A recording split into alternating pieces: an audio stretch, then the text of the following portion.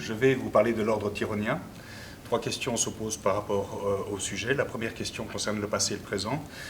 Quelle est la structure et le fonctionnement du système? La seconde concerne plus le présent, c'est-à-dire quels sont les défis actuels. Et la troisième concerne plutôt le futur, quelles sont les perspectives et les problèmes de durabilité par rapport à l'ordre. Le passé d'abord, il faut savoir qu'il s'agit d'un ordre monastique qui a été créé en 114 par Saint Bernard de Tyron. Comme vous le voyez dans le nom Tyron, on retrouve le nom de l'ordre tyrrhenien et aussi le nom de la maison mère, puisque la maison mère se trouve à Tyron-Gardet, au sud de Chartres, en France. Et donc vous avez une maison mère et puis un réseau qui s'est créé autour de cette maison mère avec 22 abbayes et une centaine de prieurés, pour être spécifique 104 prieurés qui sont répartis sur le nord de la France, l'Angleterre, l'Écosse et l'Irlande. Actuellement, donc, on a créé une association qui s'appelle l'association Ordre de Tyron, qui a été créée en 2010. Elle a une structure tout à fait classique suivant la loi de 1901. Elle a son siège, bien sûr, au niveau de la maison mère à Tyron-Gardet. Les membres sont constitués de membres privés et d'institutions publiques.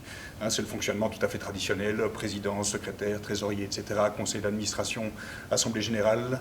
Donc je ne vais pas insister sur cet aspect-là.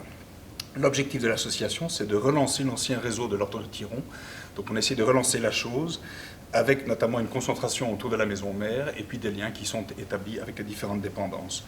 Ça se marque sous forme d'échanges réguliers, des courriers, etc., des documents qui sont envoyés chez les uns et chez les autres, par des rencontres aussi. On a chaque année, par exemple, une rencontre tous les 2 ans, c'est le Tyron qui est une sorte de grand chapitre, si vous voulez, puisqu'on est dans le cadre monastique.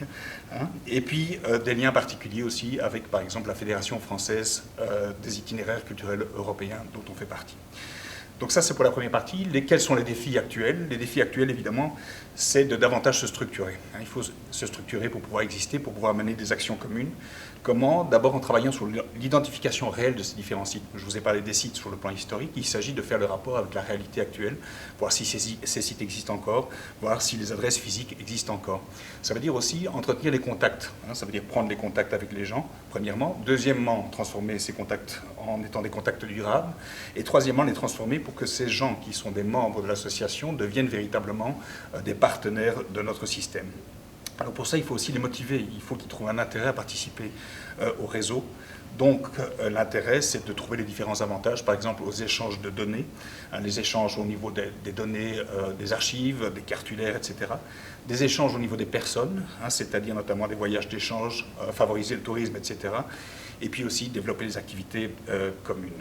N'oublions pas aussi, je vous l'ai dit, qu'on a d'une part des privés, d'autre part des institutions. On n'a peut-être pas les mêmes intérêts, donc il faut trouver une voie commune pour parler. Troisième aspect, c'est les perspectives et la durabilité. L'association est assez jeune, donc l'idée c'est de renforcer d'abord la structure. Il faut d'abord partir d'un renforcement de la structure, c'est-à-dire avoir un site bien spécifique. Je vous ai dit, il y a 4 pays concernés, donc avoir un site durable sur chaque pays.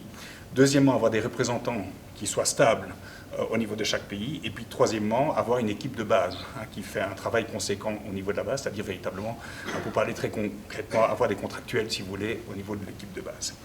Alors, ça, c'est concernant la structure. Ensuite, il y a aussi le problème de l'expérience.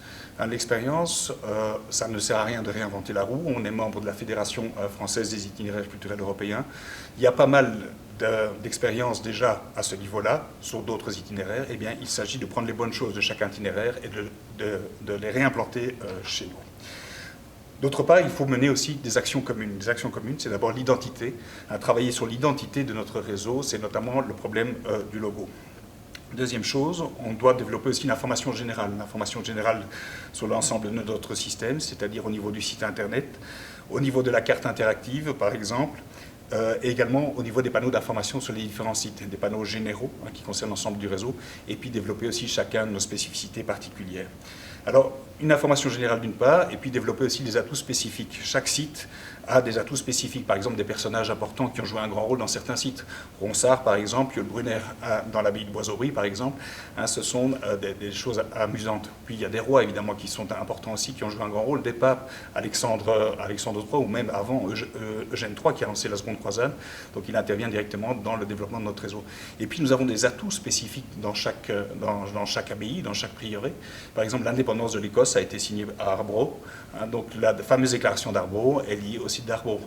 Nous avons par exemple le premier whisky écossais qui a été développé à Lindors, etc. Donc chacun a ses atouts spécifiques, il faut valoriser ça. Valoriser ça en développant aussi des systèmes de communication, c'est-à-dire avoir des dépliants qui ne soient pas monolingues, mais bilingues véritablement. Un site internet qui soit interactif et plurilingue. Donc il faut développer aussi les médias, les articles de presse, etc., travailler avec la radio, travailler avec la télévision.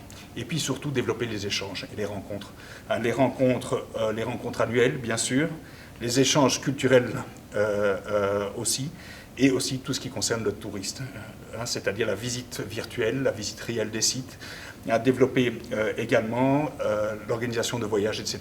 Et puis la fameuse idée que j'aime beaucoup, l'idée du passeport. Le passeport, on a par exemple le passeport au niveau de la Via Regia, qui reprend finalement ce qu'on retrouve dans d'autres chemins, les chemins de Saint-Jacques-de-Compostelle, le crédential, ou par exemple les chemins de Saint-Michel, le carnet du Miclo. Donc ça permet d'aller plus loin et de toujours chercher à connaître davantage le réseau. Et puis finalement, pour clôturer la chose, je dirais ce qui est très important, c'est la reconnaissance. La reconnaissance, on l'a déjà au niveau de la Fédération des itinéraires culturels européens. Il serait très intéressant de l'avoir aussi au niveau du Conseil de l'Europe. Et puis surtout, ce qui est le plus important, c'est la reconnaissance due et par le public. Merci.